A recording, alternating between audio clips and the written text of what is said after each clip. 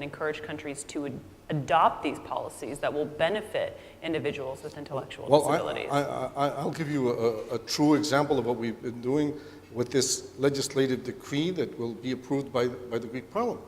I think that that's an extraordinary example for other societies, and each one of the national groups should go back to their countries and say, are we up to this bar? Can we surpass this bar of inclusive education? Do we have the possibility? Look at Greece. Greece is having an economical crisis, and in spite of the economic crisis, it has a substantive belief that education is the way out and inclusive society is the way you should do this. So I think it's an extraordinary example of advocacy. And you have, in real life terms, individuals as ambassadors of intellectual disability that have proven to us an extraordinary and very emotional issue that they can surpass with hope their limitations and teach all of us a lesson. Maybe if you look at it from another part of the vision, it's not necessarily only the athletes with intellectual disabilities that are the winners in this. I think society is the winner in this because they look at and mirror in themselves what they see in these children and in these athletes. If they are capable of surpassing this, we should be able to do better. Maria, and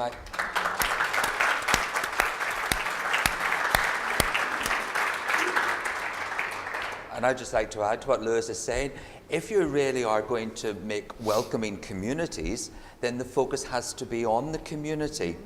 And therefore, Special Olympics, particularly through its unified sports program, is really helping to build communities and share some of their insights, their resources, to help the whole community create an identity around the person, albeit with intellectual disability, but moving away from them and us to being us, yes, as Tim has said many occasions. Katie, I know that you spoke a little bit about Facebook earlier, but how can Facebook really help promote more accepting communities? So I think the first thing to remember about Facebook is that we are a platform, and so we're really focused on building the pipes or the infrastructure that people can best tell their messages. So two of the most important things we can do is make sure we connect more people around the world. We're well past 500 million people who are now connected on Facebook. Over 2/3 of those are outside of the United States. We've seen recent growth in some of the areas that have the lowest receptivity indexes. We've grown extraordinarily in the Middle East over the last 6 to 12 months, as you might imagine. And so really the more we can do to connect people so that network of messages can move through people. The second thing is just giving people more tools to be able to tell their stories, be able to kind of share with each other, to be able to do it in a more vibrant and powerful way. Since I've been here, I've gotten at least a half a dozen more heroes in my life, and I kind of feel like it's an awesome opportunity for each of us to be able to share those stories of those heroes and make it personal and make it real. And so the tools with which we can actually go and do that are really important. So those are really giving every individual, no matter what their walk of life, an opportunity to make a difference. And I think we often underestimate what each of us can do. People think that they're so small, but actually the world is so small when you actually connect everybody together. Mm-hmm. And the opportunity for impact is unbelievable. So, really, I think everybody kind of taking it as their job to be that personal evangelist, to tell the stories and make it real, and use platforms that'll get it out there faster is really important. Well, it's interesting with Facebook, at least even in my own experience, what I see it as, it's your own vehicle media in a sense. So it's like you don't have to rely on the media to get a message out. Yeah. You have your followers connect to other followers. So you can actually be your own spokesperson, right? Yeah, absolutely.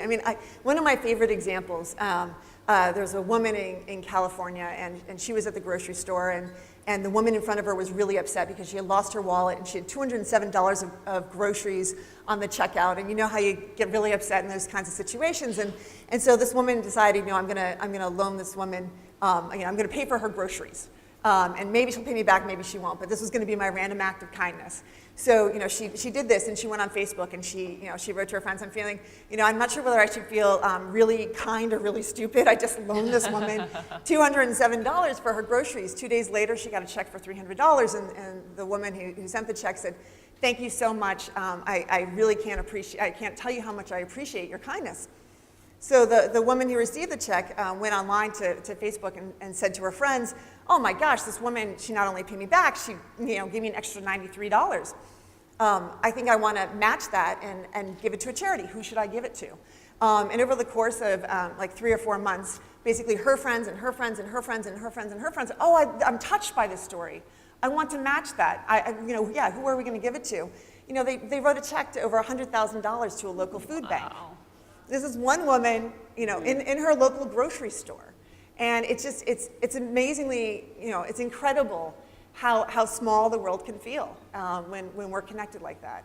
And so, don't underestimate the power of your stories, the stories you have with Special Olympics, what those stories mean for you, what they mean for your organization, and sharing those, because you never know what's going to happen with them. I wonder, having realized now in the last 6 to 12 months that the Middle East is an up-and-coming area, knowing that their receptivity levels were lower, how do you think that Facebook can now use that to help pass that message through? I think using Facebook to identify and activate the most accepting evangelists in that territory is really, really important and an excellent opportunity. Certainly we can target the sharing of this data to that region, and get to, that will travel word of mouth again, to the people who are the best people to go and run with it and do something. But again, I think inviting them to attach their stories to that data when they share it is really important, because as they go on and tell their friends, when inside their network they actually bump into people who are less receptive, it's going to be the stories that they tell, the frustration that they have with where they're scored, the way that they encourage other people through the messages and the stories they have to tell will influence how far that message gets amplified and the impact it will have. So I think that certainly we can do some targeting. The quiz I mentioned, it's interesting. Quizzes, they're such simple things, but they're one of the most powerful applications on Facebook. They're extremely popular. And it's because people learn something about themselves, and then they want to share that. And that gives them a way to start a conversation. When you're trying to market through a network of people, it's all about the conversation.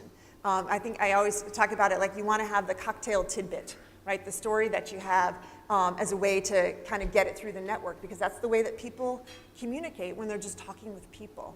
Mm-hmm. So, kind of getting that around this data and getting the people who are evangelists to really take that on is I think, a great opportunity.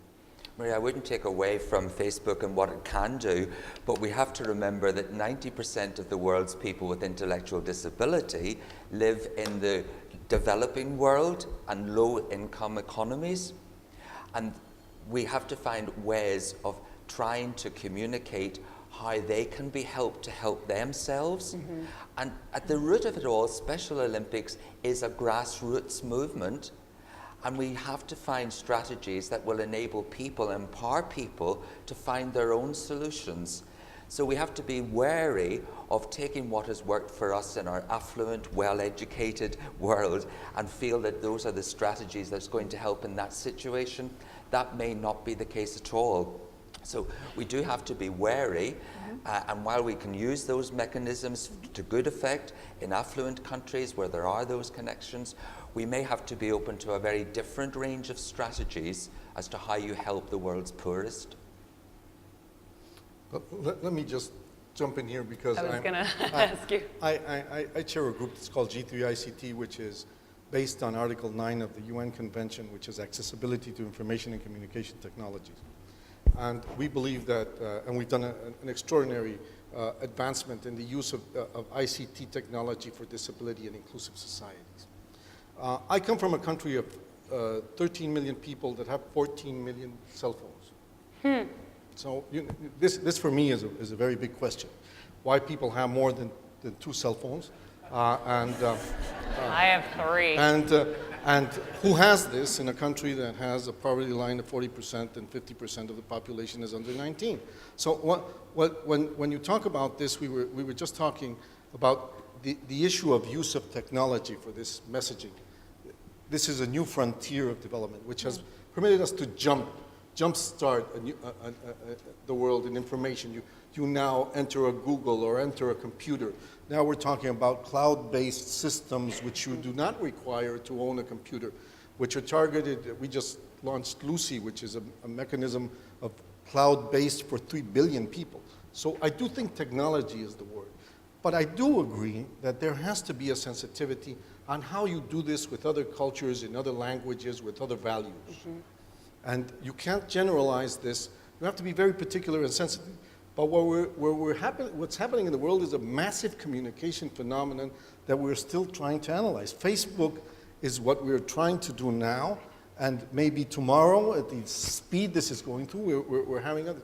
What impact does that have on education, on your thought patterns, on your linguistic capabilities, on your religious beliefs? So there's a great frontier. I know frontier is not a word you like in English many times. There's a new frontier. I can't find a. There's a new Let's say it frontier. again. There's a new frontier of thought, and where the message has to be sent. My principal belief is that you should use this intelligently to carry the message. And seeing this marvelous experience of Special Olympics is something that you can carry to the levels of cell phones in my countries. And when you do that, you use technology to change lives. And that, I think, is the basis of this.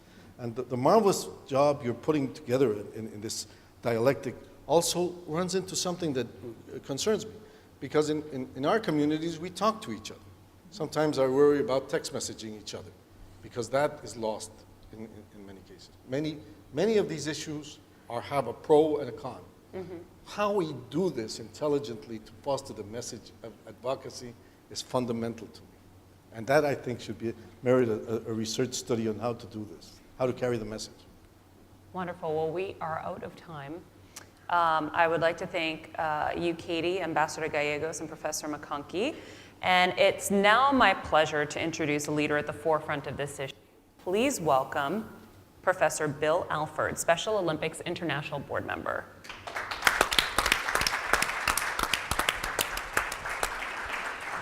Thank you very much. We're going to turn to you in just a moment so we can have 10 tables worth of discussions. But first, before we do, I want to thank everyone who's spoken so far. I want to thank David, Mimi, Neha, Grant, Andrew, Maria, Luis, Roy, Katie, and also the people who put this program on. I want to thank Helen and Claire and their teams.